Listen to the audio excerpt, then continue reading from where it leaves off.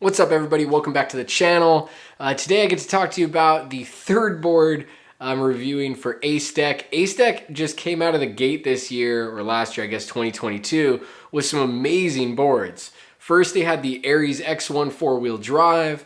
Then they had the Nix Z1. That is just a monster off-road board with gear drives. And they came out with a short board, and the short board is the Stella S1. Oh, yeah.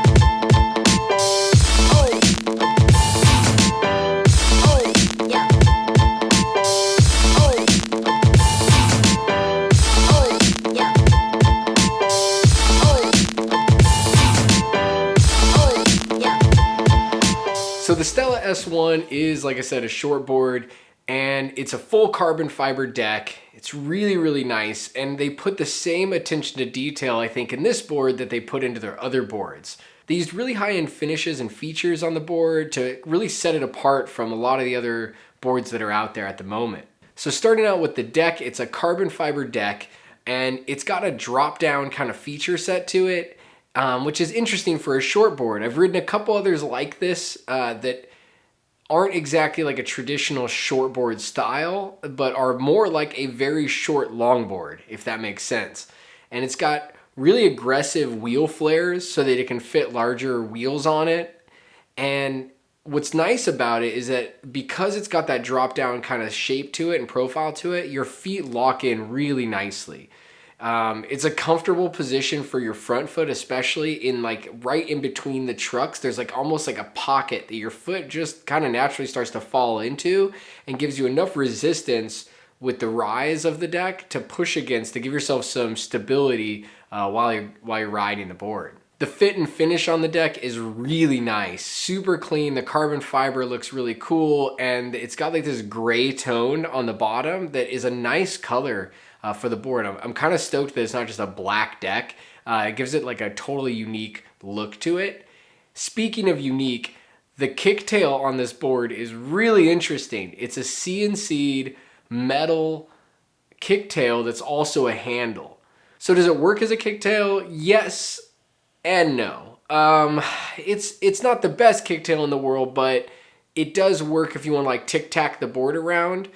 What I'd recommend if you are going to get this board and you want to use that kicktail a lot more is to just cut some strips of grip tape and put it on a couple of the spots of the handle, and I think that'll give you a lot more of a positive grip with your feet while you're riding the board. Now the deck itself, like the overall length, the whole board overall is 34 inches, so it's not super short, but it's not crazy long. But me being 5'6", if I use the handle and I try to hang it at my side, it's not gonna like clear the ground unless I have my arm bent, which isn't that comfortable. So the handle is nice to be able to grab the board quickly to like pick it up, but I can't straight arm it next to me. Now, if you're a lot taller than me, if you're over 6 foot, you can probably let the board hang from the handle in your hand, which is nice.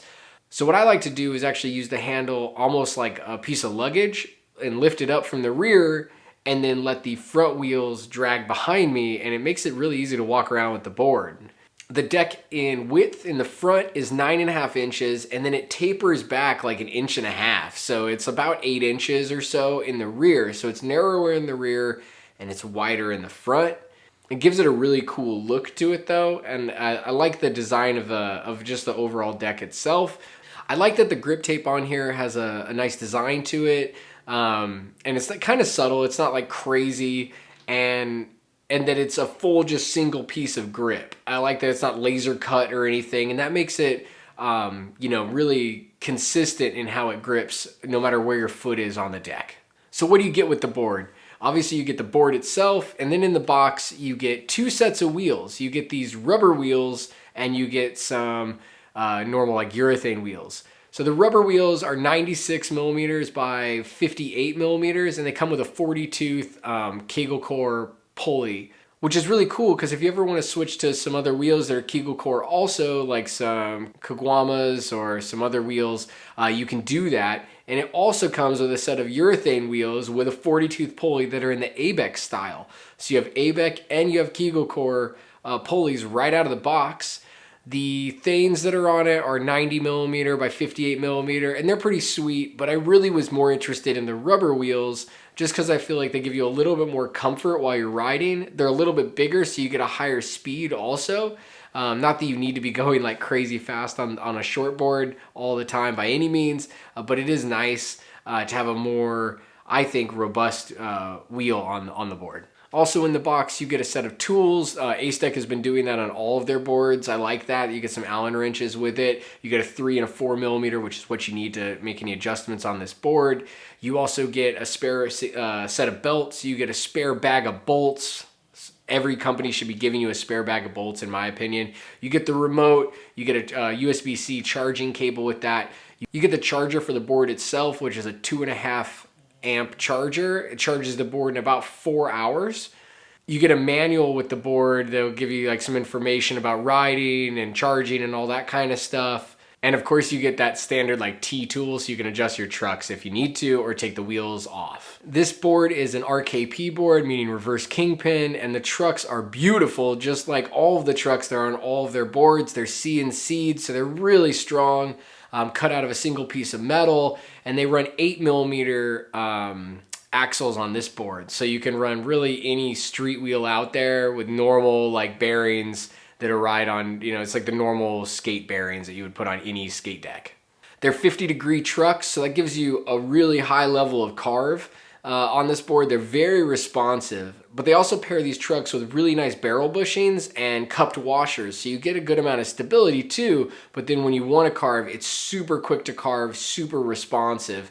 Part of that is also because you're on a short board, and the trucks themselves are 10 inches wide.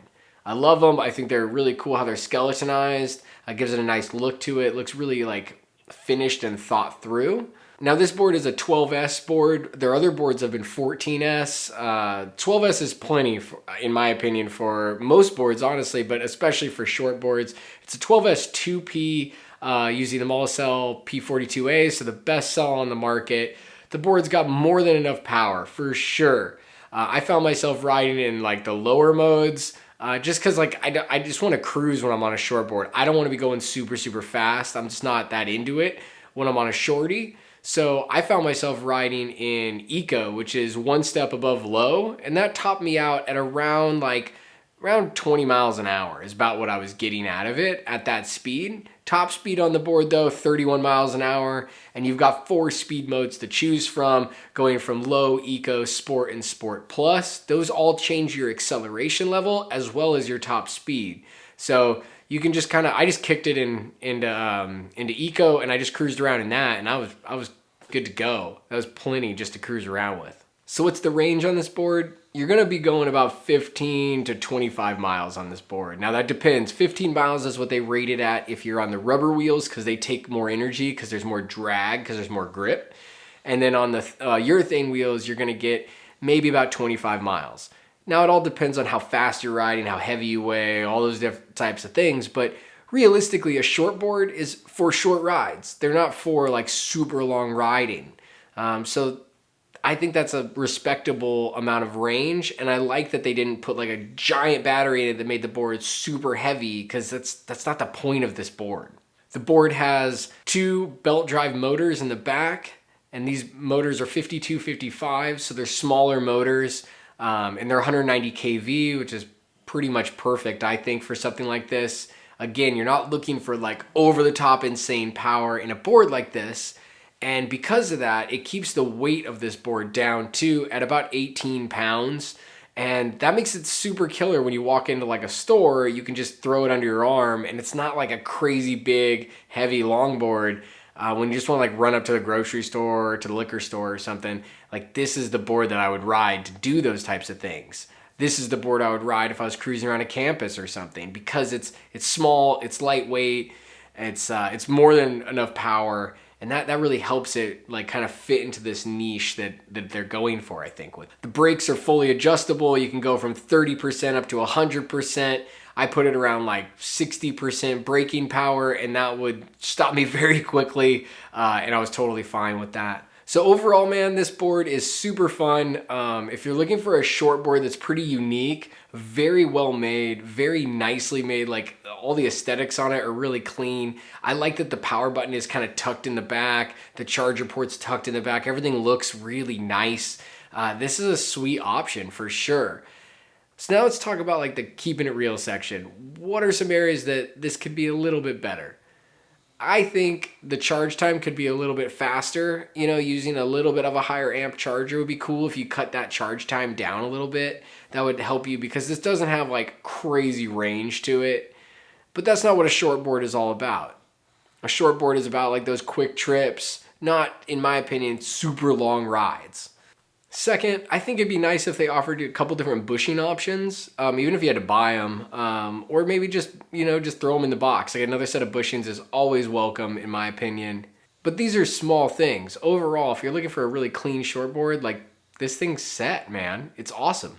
And lastly, the kicktail, I don't know. I don't know about it. Like, it kind of works. It's kind of like a halfway. Like, I don't know. I mean, it works more as a handle than a kicktail. Yes, you can like tic-tac around with it, but because the motors are in the rear anyways, you don't want to like lift it.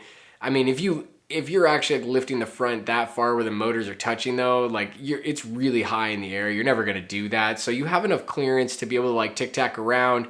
But it's almost like it should have just come with grip tape already on the kicktail on the handle, because with it being metal, it's not super grippy. It'll work, but I wouldn't like depend on always having my foot on it personally. I would use my foot on the deck, and then when you need to use it, kind of creep your foot up there, tick it around, and then bring your foot back down. So I think it's a cool thing though that they're trying to find something unique to do with a kicktail with a handle like that.